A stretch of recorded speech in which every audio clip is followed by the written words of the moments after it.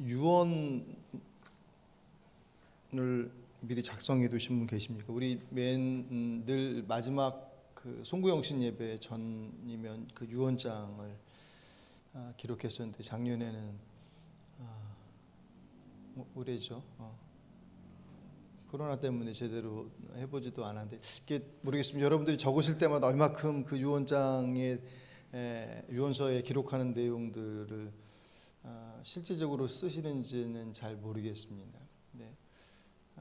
유언이라고 하는 것, 뭐 유언장이 됐던 유언이 됐던 무슨 마지막 인생의 마지막 자락 속에서 가족들에게 남기는 말이니 가장 소중하고 중요한 말을 남기겠죠.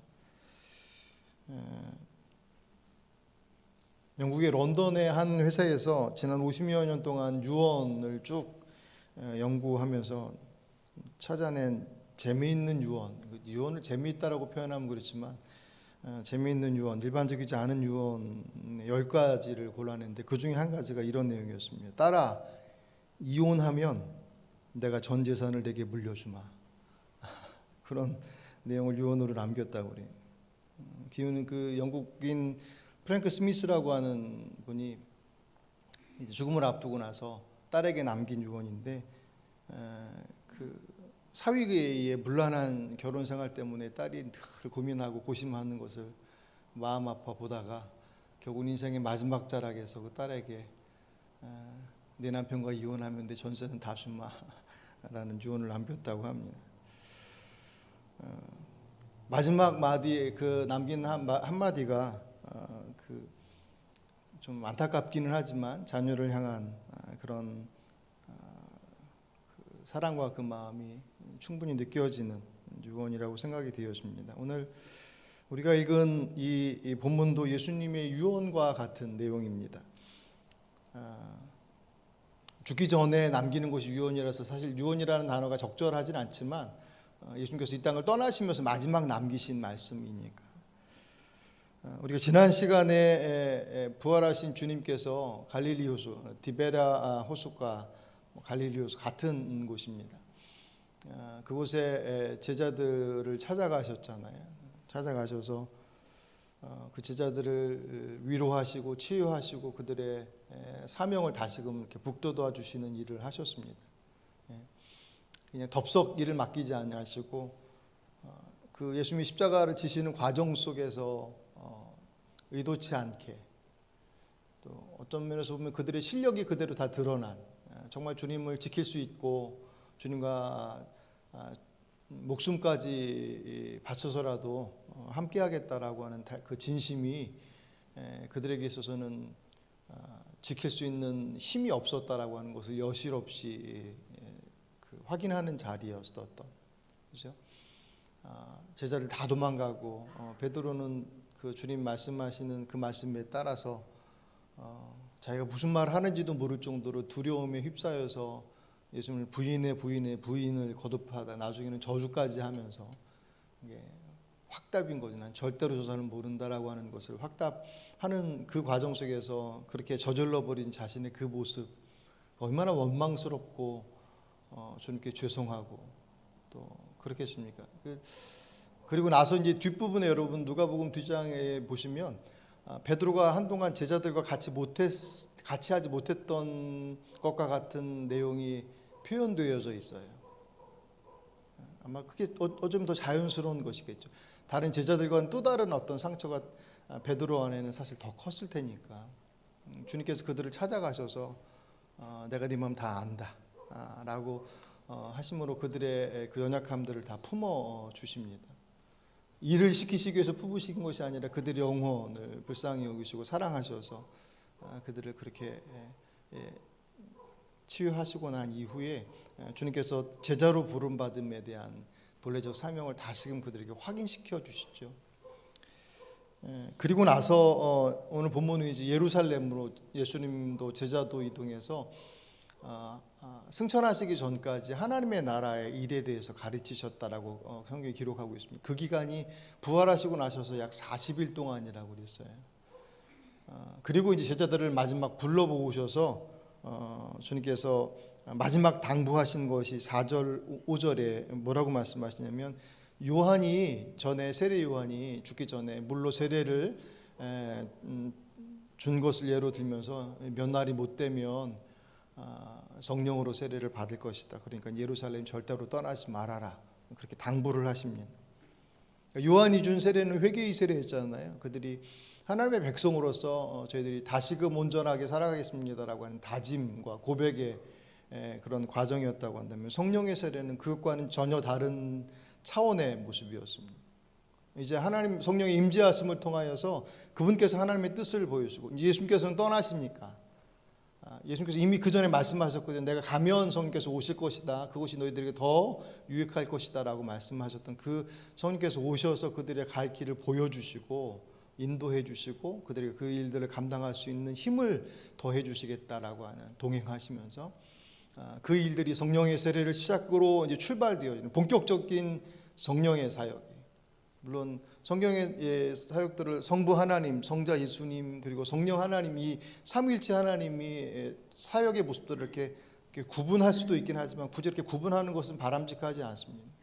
그럼에도 불구하고 구약 시대의 성부 하나님의 모습이 더 많이 드러나 있고, 그리고 성자 예수님께서 이제 공생의 기간 동안에 집중적으로 그 사역의 모습을 보이셨고, 그 이후에는 이제 성령께서 지금까지 주님 재림하실 때까지 그 사역을 하시는 것으로 이렇게 구분을 대충 짓기도 합니다. 어쨌든 그 시작점이 바로 이제 성령께서 강권하신, 강림하시는 그 성령 세례를 예수님께서 말씀을 하신 것이죠.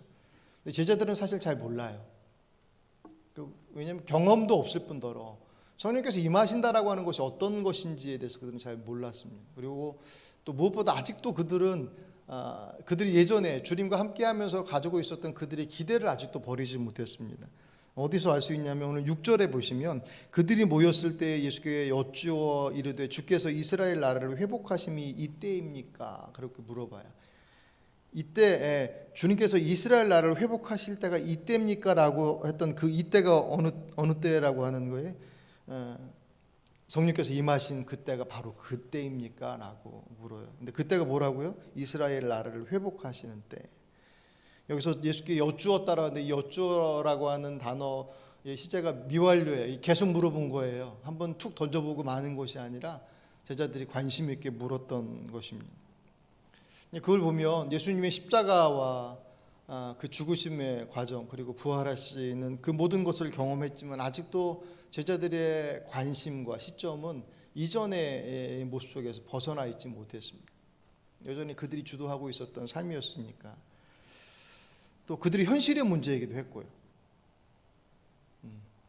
어떻게 살아야 하는지에 대한 그들이 현실의 문제이기도 했기 때문에 사실 무관심할 수는 없지만, 그들의 시선 안에 십자가의 죽음과 부활을 통하여서 바라봐야 될 하나님의 나라에 대한 시선이 아직도 부족한 것이 제자들의 모습들이었어요. 우리 보기에는 우리는 믿음으로 고백하고 있는 그 내용들을 그들은 다 눈앞에서 봤잖아요. 예수님과 함께 동거동락하고 살아오면서 그들에게 상처가 됐긴 했지만 십자가와 부활의 모습을 그들이 다 목격했었던, 역사적으로 그 가장 중요한 순간에 있었던 그들이었음에도 불구하고 왜 그렇게 더디냐라고 사실은 생각할 수 있지만, 주님께서는 그들의 그 모습들을 책망하시거나 막 그렇게 뭐라 그러실까요? 안타깝긴 하셨겠지만 그 모습들을 막 이렇게 닥달하지 않으셔요. 그러니까 기다림의 모습이 그대로 보여집니다. 왜냐하면 너무나 잘 아시기 때문에. 배신할 것을 말씀하셨지만 배신할 것이다라고 하는 것을 주님께서는 아셨어요. 그들이 실력이 그것밖에 되지 않으니까. 그들을 못 믿어서가 아니라 그들이 실력이 그것밖에 안 되는 것을 아시기 때문에 할 수 없음은 자명한 것임을 말씀을 해주셔도, 우리 요새 이제 요번 주부터 다음 주 아이들 중간고사 기간이라고 그러더라고요. 중고등학교에 안 그러시면 이제 대학교 가면 그 시험 가운데 오픈북 테스트를 책 다 보고 알아서 해라라고 합니다. 오픈북 테스트가 더 힘들어요. 공부를 한 사람은 그래도 주저리 이렇게 막 알아서 찾아 쓰지만 안 해온 사람은 어차피 모르는데 책까지 더 많이 봐야 되니까 더 어렵죠. 답을 가르쳐줘도 그 답을 행할 수 있는 힘이 제자들에게는 없다는 걸 주님께서 너무나도 잘 아셨기 때문에 그들을 책망하시기보다는 그들에 대해서 안타까워 하시죠. 그 아픔을 그들이 몸으로 다 받아내고 있음을 보셨기 때문에. 그래서 주님께서 더 강하게 말씀하시는 오늘 7절 말씀 보시면 이르시되 때와 시기는 아버지께서 자기의 권한에 두셨으니 너희가 알 바 아니다. 관심 꺼라. 너희들 몫이 아니다. 이 때와 기한, 이 때라고 하는 단어가 크로노스, 이 기한, 시기는 카이로스예요. 그러니까 때와 그 크로노스라고 하는 시간은 우리 일반적 객관적 시간들이고 카이로스는 주관적 하나님의 때가 임하는 그런 역사적 순간 그런 어떤 의미거든요. 그러니까 온 인류의 모든 시간들과 모든 것들에 대한 권한은 하나님께 있다. 너희들의 몫은 그 때를 아는 데 있지 않고 제자들은 늘 그때에 관심이 있어요. 지금도 우리들은 언제 주님 오실지 언제 주님 재림하십니까? 라고 하는 그때 뭔가가 이루어지는 그때에 대해서 관심을 많이 갖지만 성경은 그때가 우리의 몫이 아니라 그때가 이루어지기까지의 과정들이 우리들의 몫이라고 말씀합니다. 그렇죠. 과정이 없이 결과가 이루어질 수 없으니까 과정이 어떤 태도냐 어떤 내용을 가지고 있느냐가 그 결과를 결정한다라는 것을 우리는 자꾸 잊어버려요. 어떤 것에 대해 꿈꿀 수 있고 기대할 수 있지만 그 꿈과 기대가 우리 안에서 온전히 이루어질 수 있는 것은 어느 때냐라고 하는 것을 아는 데 있지 않고 그 과정을 어떻게 살아내느냐라고 하는 것에 있음을 모르지 않죠. 다 알아요. 그럼에도 불구하고 그 과정보다는 자꾸 그 마지막 결과에 관심을 더 많이 갖습니다. 2013년 4월 28일 영국 동북부에서 5천여 명이 참여한 마라톤 대회가 열렸었다고 그래요. 근데 거기서 기가 막힌 일이 일어난 것이 1등을 한 마크 후드라고 하는 사람을 제외한 나머지 2등부터 해서 마지막 끝자리까지 왔던 모든 사람들이 다 실격 처리가 되는 초유의 사태가 벌어졌습니다. 그러니까 이유가 뭐였냐면 선두급을 달리던 그 그룹 중에서 1등이 앞으로 쫙 빠져나가면서 거리가 꽤 벌어졌나 봐요. 2등이었던 사람이 마라톤 경로를 이탈한 거예요. 근데 이게 아예 완전히 이탈한 게 아니라 보니까 264m, 그러니까 격길로 샜다가 들어왔나 봐요. 문제는 2등이 옆으로 새니까 나머지도 다 쫓아가 그 길로 가는 거예요. 1등만 제 길로 가고 나머지 2등부터 해서 마지막까지 들어온 사람까지 그 잘못된 결로로 간 것이 밝혀져서 그 주최 측에서 전체 42.19km 중에서 264m를 덜 뛴 것으로 인해서 나머지는 다 실격 처리가 됐다고. 그러니까 2013년도 옛날 얘기도 아니고 거기서 그 2위부터 해서 나머지 그룹으로 뛰었던 사람들, 그 실격 처리됐던 사람 누구 하나가 사실은 열심히 뛰지 않은 사람이 어디 있겠습니까? 다 완주 뭐 낙오한 사람도 있었겠지만 완주한 사람들 치고 1등은 못했지만 완주가 목적인 것으로 해서 열심히 사실은 뛰었을 거란 말이에요. 자기가 가는 길이 잘못된 길인지도 모르고, 그죠? 하나의 해프닝이긴 하지만 그 과정이 어떠냐라고 하는 것은 그 결과에 아주 지대한 영향을 미친다라고 하는 것. 그래서 오늘 본문에서 예수님께서 때와 시기는 하나님께 속한 것이고 라고 하는 단지 우리의 신앙과 영적인 부분에만 관련된 것이 아니라 사실 우리들의 삶의 모든 영역에 적용되어지는 부분들입니다. 주님께서는 그것이 너희들의 몫이 아니라 제자들의 몫은 이제 성령께서 임하시면 권능을 받고 그리고 주님의 증인이 되는 것, 이제 그게 그 시대의 몫이에요. 그것이 이루어지는 과정의 끝자락 속에 하나님의 나라가 완성되어지는, 그들이 기대하는 이스라엘 나라의 회복이라고 하는 수준의 문제가 아니라 하나님의 나라가 완성되어지는 그것이 성령의 임하심과 그 임하심을 통해서 권능이 임하고 그리고 그로 인하여서 증인되어지는 그 내용이 그들의 몫이었습니다. 이때 우리가 주목해서 볼 것이 이제 능력이에요. 성령께서 임하시면 그들에게 능력이 더해진다고 합니다. 그 능력이 도대체 무엇이겠느냐? 그 능력을 생각할 때 우리가 일반적으로 어떤 외적인, 물론 사도행전에도 기록되어져 있습니다. 주님께서 그 제자들을 통하여서 여러 가지 이적과 기적이 나타나는 것을 우리가 보게 돼요. 그런 외적인 능력들이 성령의 능력, 권능으로서의 모습을 가지고 있지만 사실은 그보다 훨씬 더 본질적인 것이 있습니다. 성령의 임재하심을 통하여서 이적과 기적이 나타나는 현상은 한 부분이겠지만 더 본질적이고 더 많은 부분들은 그 임하신 성령의 뜻을 따라서 그분께서 이제 예수님께서 계실 때는 예수님께서 그 말씀하시고 그 길을 제시하시고 함께 동행하셨지만 이제 승천하신 이후에 성령께서 말씀하신단 말이에요.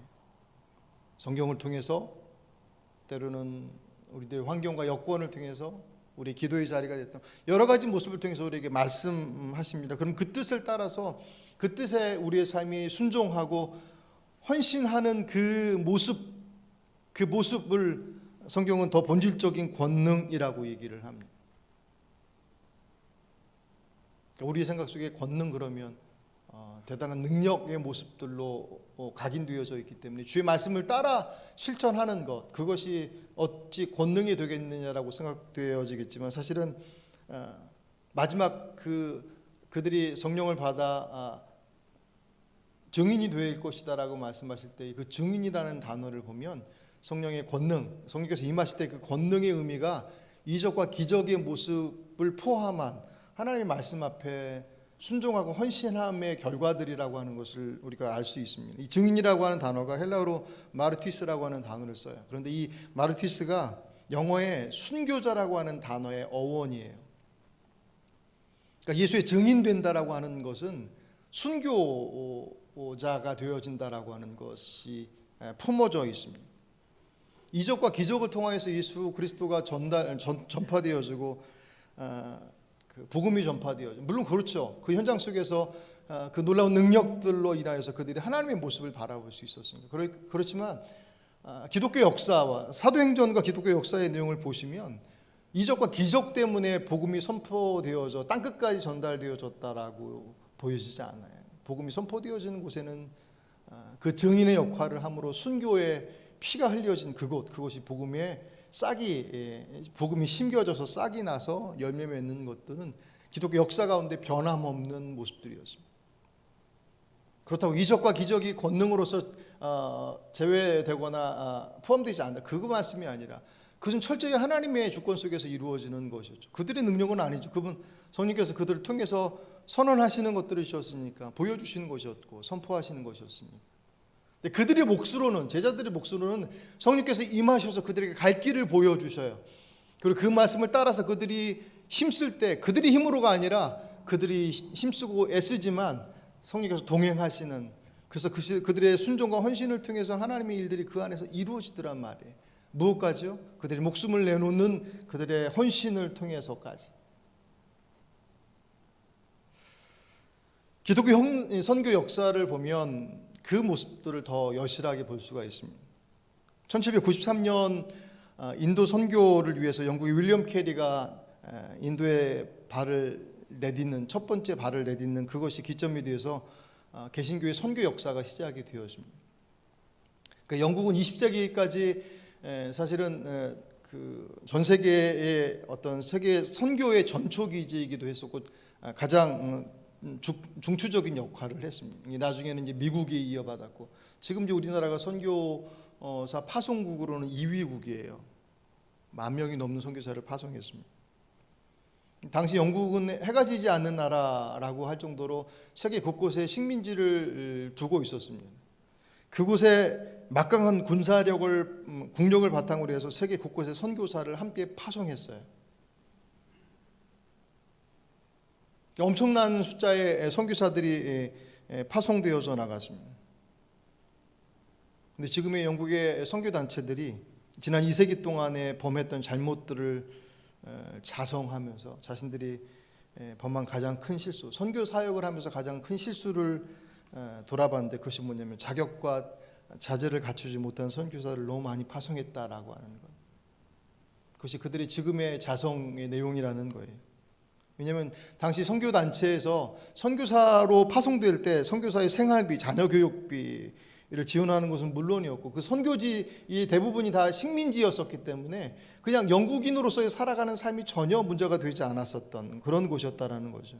그래서 경제적 불황기가 생기면 선교사로 파송하는 인원들이 급격히 늘어났다는 거예요.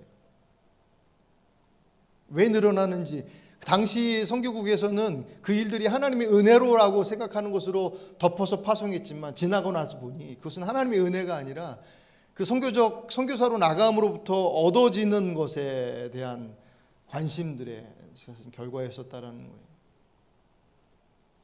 자격과 자질을 검증해서 보내지 못하고 신청한 이들, 물론 과정이 없지는 않았겠지만, 하지만 분명한 확인 없이 그 선교회지에 선교사로 나간다라고 하는 것이 녹록할 수 없지 않습니까? 녹록하다는 표현은 부족하죠. 여기 말통하고 같은 환경 속에서 복음을 전하는 것도 어려운데 말도 안 통하죠. 환경도 다르죠. 거기서 살아가는 것 자체가 어려운 그 선교지에 선교사로서 사역한다라는 것이 쉬웠겠습니까? 아무리 삶의 편리를 제공한다 할지라도 그 안에 다짐과 결단 없이 나가지 않았던 사람이 어디 있겠습니까? 다 무슨 제가 말씀드리는 것처럼 자격과 자질을 갖추지 못했다라고 하는 것이 뭐 아무것도 모르는 생판 초짜가 그냥 나갔다, 그런 의미로서의 자격과 자질의 수준을 말하는 건 아니에요. 하지만 그곳에 나가서 복음을 전파하기에 적절한, 그래도 라고 하는 그 모습에 부족함이 있었다. 영국 선교단체만 그렇지 않았습니다.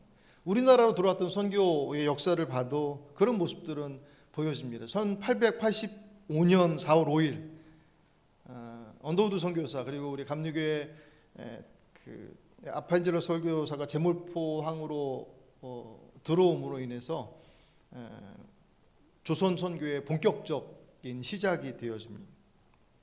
그 선교사들을 통해서 나라를 잃고 그리고 정말 어렵게 살았던 이 민족에게 뭐 육체적인 것뿐만 아니라 영적인 부분 속에서의 생명의 빛이 되어졌던 것은 뭐 말할 것도 없죠. 그 은혜가 우리에게 있어서는 정말 무엇으로도 사실은 대신할 수 없는, 답할 수 없는 그 큰 은혜인 것은 틀림없습니다. 그럼에도 불구하고 그 선교사님들이 모두가 다 언더우드나 아펜젤러와 같은 그런 선교사였느냐, 그렇지 않더라는 거예요. 어떤 선교사 같은 경우는 선교사 자기 소유의 과수원에 과일을 몰래 훔쳐먹은 소년을 잡아다가 버릇을 고쳐준다고 양쪽 볼에다가 뺨에다가 질산은으로 도적이라고 하는 글씨를 새긴 선교사도 있었고, 신방을 나가는데 자신들의 교인들이 매는 가마를 메고 나가는 선교사도 있었고,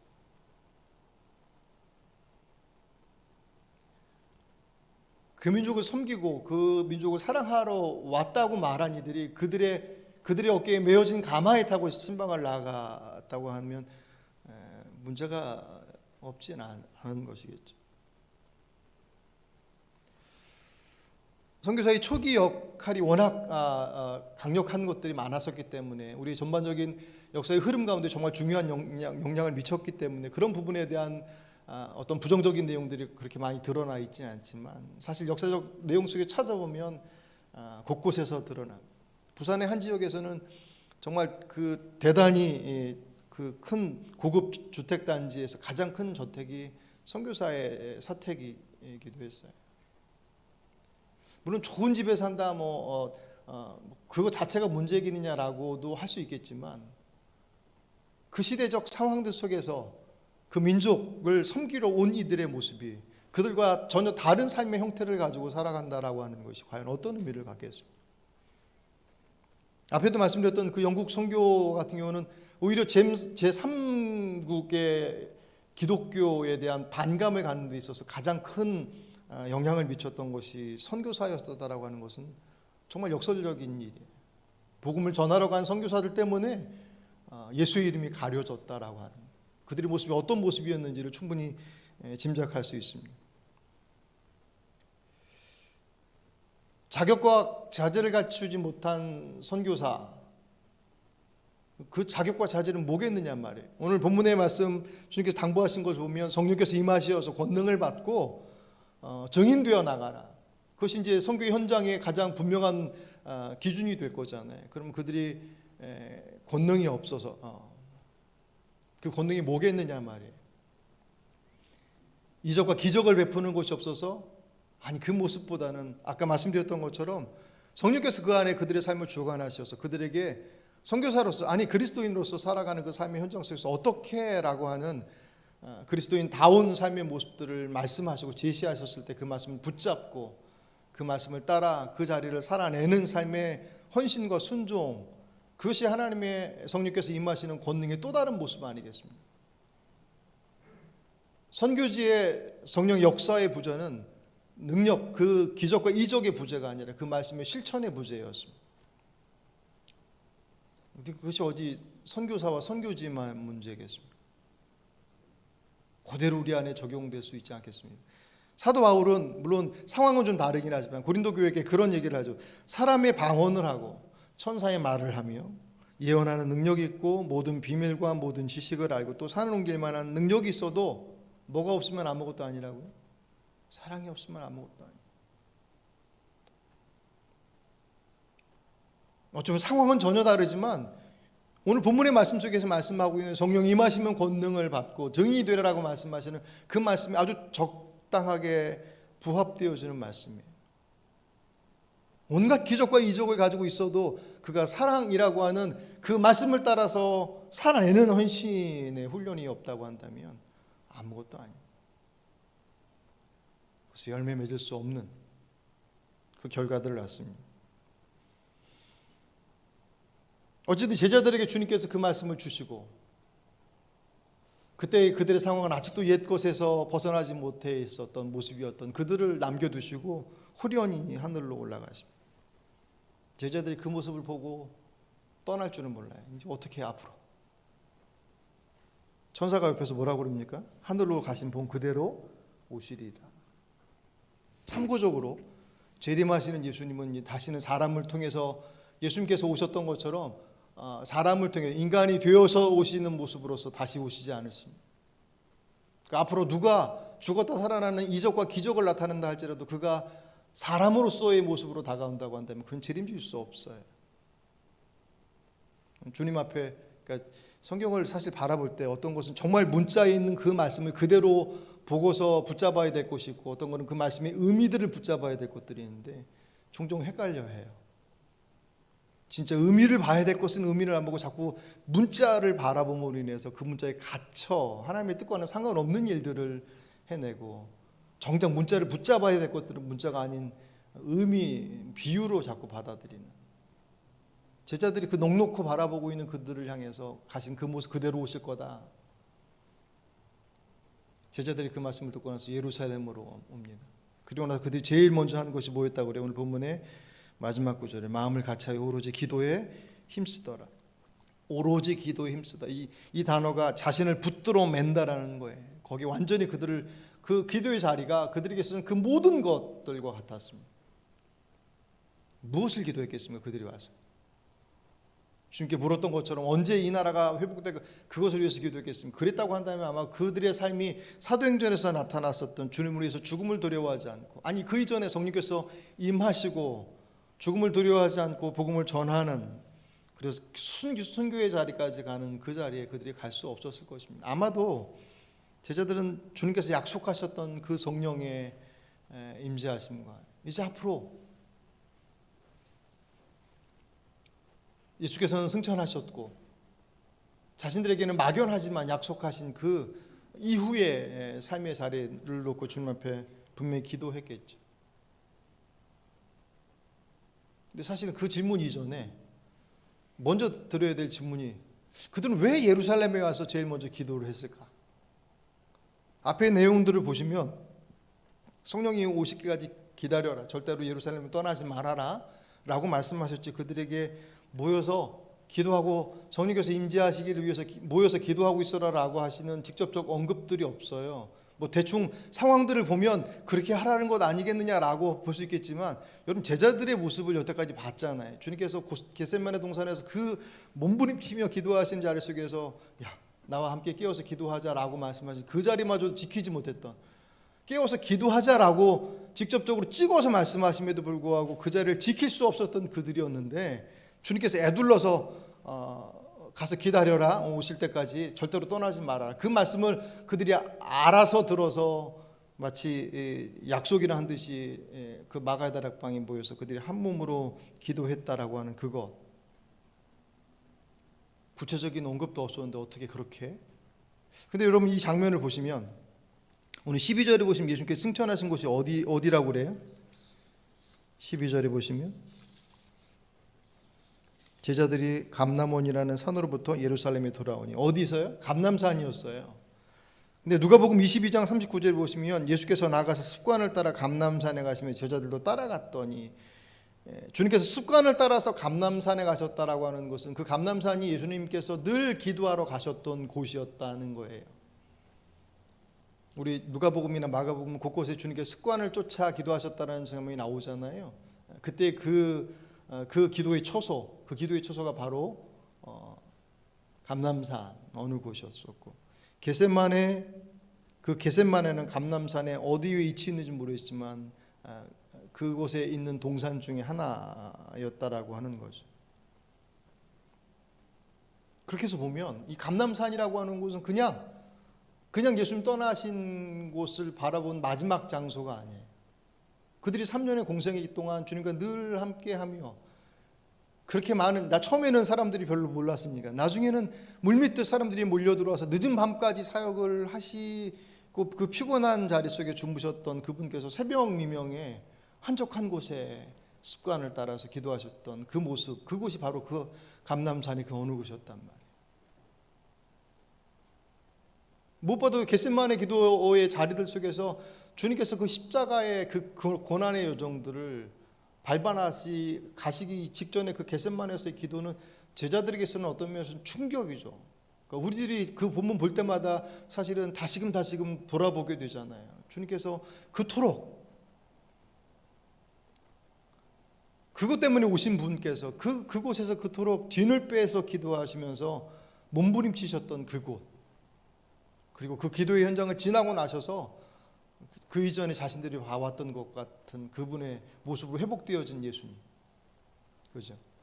자, 이제 때가 됐다, 가자라고 말씀하시는,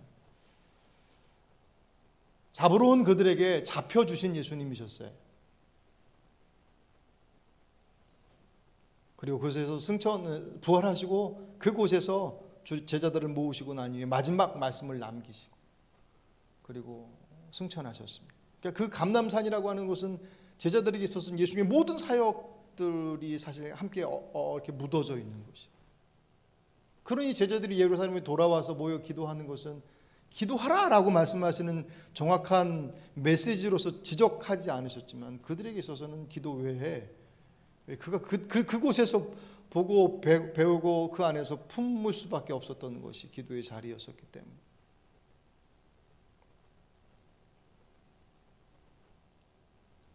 그래도 무엇보다도 약속하신 성령께서 임하시길 기도했을 것이고, 그리고 그들의 기도는 주님께서 기도하셨던 것처럼, 예수께서 기도하셨던 것처럼 주님 그 일들을 감당할 수 있는 힘을 달라는 기도가 아마 그 기도의 자리들 속에서 드려졌던 기도의 내용이었을 것입니다. 저나 여러분이나 그들이나 우리들의 인생의 어려움의 자리 가운데 있을 때 그분 앞에 나와 기도하는 것, 도우심을 구하고 우리들이 한계에 부딪혔을 때 또 감당할 수 없는 것들 상황 속에서 주의 도우심을 구하는 것은, 그리고 좀 이렇게 됐으면 좋겠어요 라고 하는 것에 대한 소원과 바람을 아는 것, 중요한 것이죠. 하지만 그것은 기도의 시작에 불과합니다. 기도의 발을 떼놓을 수 있는 어떤 뭐라 그럴까요? 첫 스타트를 끊는, 기도는 결국 그 문제를 통하여서 우리들의 원하고 우리가 지금 만나서 해결할 수 없는 그것을 주님 해결해 주십시오라고 하는 우리들의 방식이 그 기도의 과정을 통해서 관철되거나 허락되어져서 이루어지는 것이 아니라 그 기도의 과정들을 통해서 내가 원하는 것보다 더 온전한 것들이 무엇인지를 발견하고 그리고 그 길을 걸어갈 수 있는 힘이 공급되어지는 곳이 바로 기도의 현장이더란 말이에요. 아까 잠깐 언급해드렸던 겟셋마네 동산에서의 모습은 그 어떤 기도의 예보다도 가장 분명하게 기도가 무엇인지에 대한 것들을 분명하게 보여주셨습니다. 구원을 위해 오신 그분께서 그 십자가를 지시는 그 가장 마지막 순간에 그곳에서 좌절은 아니죠. 동요하셨습니다. 주님의 뜻을 분별하신, 주님의 원하시는 것을 안 했으면 좋겠습니다 라고 하는 것이 주의 원하심이었습니다. 그곳에서 하나님의 뜻이 그것을 포기하거나 내려놓는 것이 아니라 십자가를 지는 것임을 그분이 확인하셨습니다. 근데 확인만 하신 게 아니에요. 그 겟세마네 기도가 끝나고 난 이후에 예수님은 그 겟세마네 동산에서 그렇게 몸부림치시면서 보이셨던 그 인간의 그 약한 모습을 더 이상 보이지 않으십니다. 그 이후에 십자가를 지시어서 죽으시기까지의 과정 속에서 온갖 모욕과 고통과 아픔의 자락 속에 그 몸이 다 내어주심에도 불구하고 그는 아주 공고하게 그 일들을 감당하십니다. 그 기도의 자리는 주의 뜻을 확인하는 자리임과 동시에 그 뜻을 감당해낼 수 있는 힘을 공급받는 자리임에 틀림없습니다.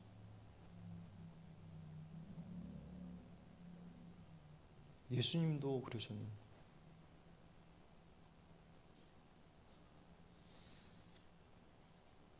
왜 기도해야 하느냐라고 하는 것, 제자들에게 있어서는 그것은 어떤 논리적인 모습들로 그들에게 설명하는 것이 아니라 그들에게 있어서는 주님의 이끄심을 받기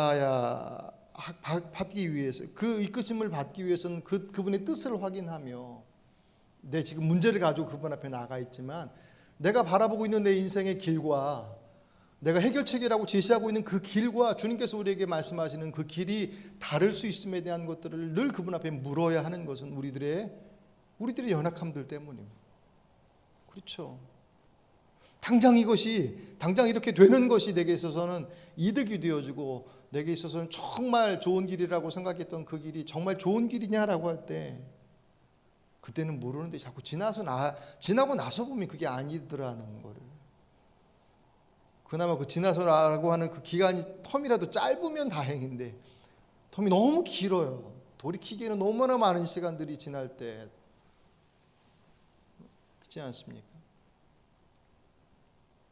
그러니까 무언가를 결정한다라고 하는 좀 더 여유가 있어서 넉넉해서 뭔가를 꿈꾸고 기대하는 자리 속에서의 물음이라고 한다면 더욱더, 아니 그렇지 않고 당장 내가 오늘 하루를 살아가는 데서 급할 정도로 어려운 삶의 자리 가운데 있다고 한다면 더욱더 좀 어떻게 해야 합니까? 그 길을 묻고, 그리고 예수께서 그러셨던 것처럼 그 뜻 안에서 그것을 따르는 힘과 지혜를 얻을 수 있는 곳이 바로 그곳이기 때문에 주께서 그렇게 기도하셨고, 그 모습을 봐왔던 제자들은 당연히 이제 아무것도 남지 않았는데, 진짜 아무것도 없잖아요. 올라가셨어요. 약속하신 성령께서 오신다고 그래요. 한 번도 경험한 바가 없어요. 그들이 할 수 있는 것은 그것밖에 없었습니다. 어떤 이들이 그래요. 하나님께서 다 아셔서 하나님께 사랑하신 우리 길들 잘 인도하시고 다 해주실 것이니까는 아무 걱정할 것 없지 않느냐.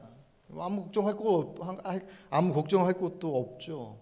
주께서 이미 우리들의 삶의 가장 좋은 길과 인도하심을 아시기 때문에. 문제는 그 길을 우리가 쫓아갈 수 있느냐 말이에요. 우리의 본능과 우리의 본성을 쫓아가는 것은 그냥 내버려두면 알아서 그냥 가는 것입니다. 내 본능이기 때문에 어떤 순간순간마다 상황 속에서 내 본능이 살 길이라고 선택하는 것은 기가 막히게, 적어도 그게 그때 당시 지나고 나면 옳으냐 그르냐라고 하는 것들은 판단하지 못하지만 적어도 그 순간에는 살 길이라고 선택하는 그 선택들은 얼마든지, 아니 우리들의 선택은 옳고 그름보다는 좋으냐 싫으냐의 선택들이 훨씬 더 많습니다. 그러니 내 마음이 가는 길로 선택하는 그 길이 생명의 길이라고 누가 보장할 수 있겠습니까? 주님의 길을 가는 것, 주님의 뜻을 알아 주님의 길을 가는 것, 그 길을 아는 것만이 아니라 그 길을 갈 수 있는 힘이 우리에게는 없더라는 거예요. 왜 기도의 자리가 우리에게 필요한가? 그것은 그 기도를 통해서만이 우리에게 그 힘이 공급되어지기 때문에, 예수께서 왜 그렇게 그 공생의 기간 동안, 지난번에도 사실은 이 겟세마네 동산에서의 본문을 가지고 지난 우리 사순절 중간에 3월달 중순인가 언제 한번 말씀을 나눴을 때도 말씀을 드렸습니다.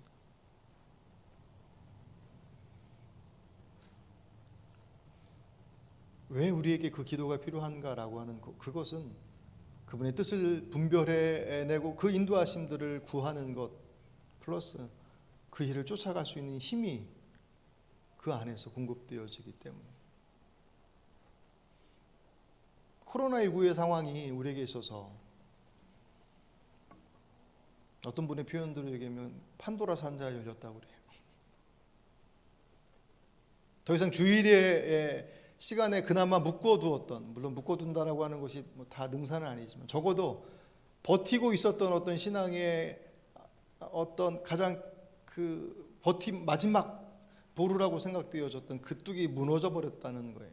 물론 생각하기에 따라서 언제 어디서든지 예배할 수 있는, 몸 아파서 예배할 수 없었던 분들이 교회 성전에 와서 예배드리지 못했던 분들이 그냥 여기저기 이렇게 인터넷 찾아다니면서 했던 분들이 본 교회에서 예배드리는 상황들이 실황들이 드려져 그것을 바라보면서, 왜냐하면 하나님이 어디든 계시니 어느 목사님이 어느 교회 예배를 드리든 그 예배 안 받으시겠느냐? 아예 안 받을 리 없죠.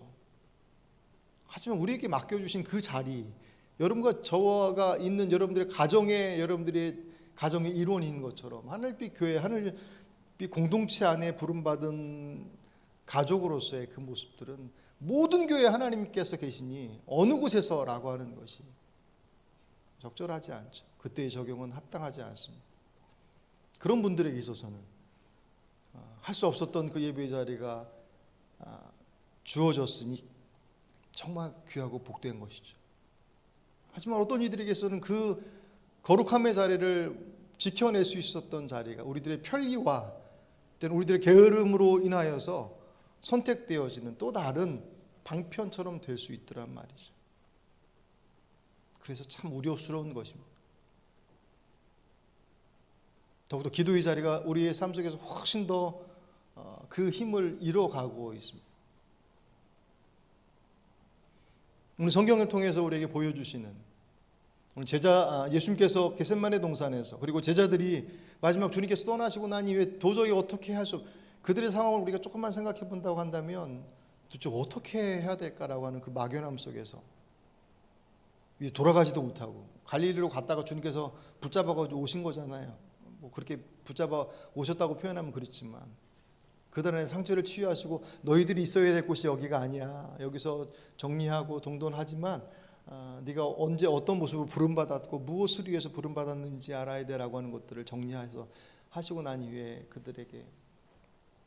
그들을 불러내셨지 않습니까?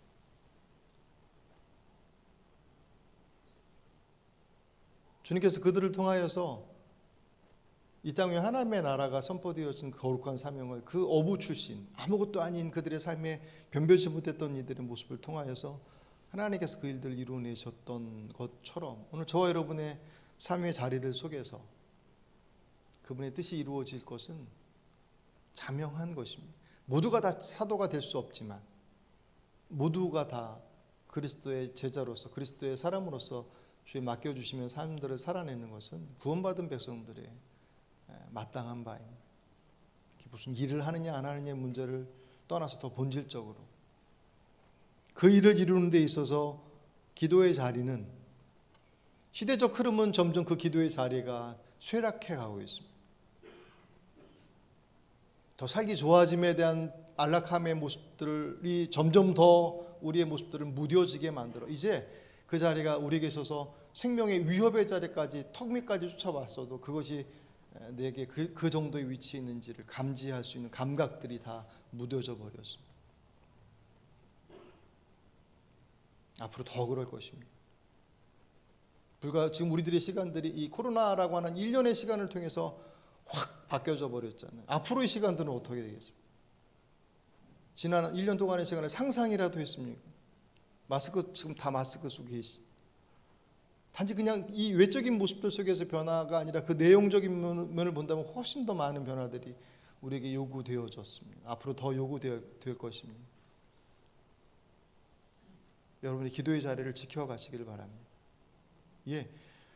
골방에서 혼자서 그 기도 안 받으시는 것이 아니라 정말 그 자리가 여러분 앞에 하나님 앞에 드려지는 구별되어져서 그분을 바라보는 자리가 틀림없냔 말이에요.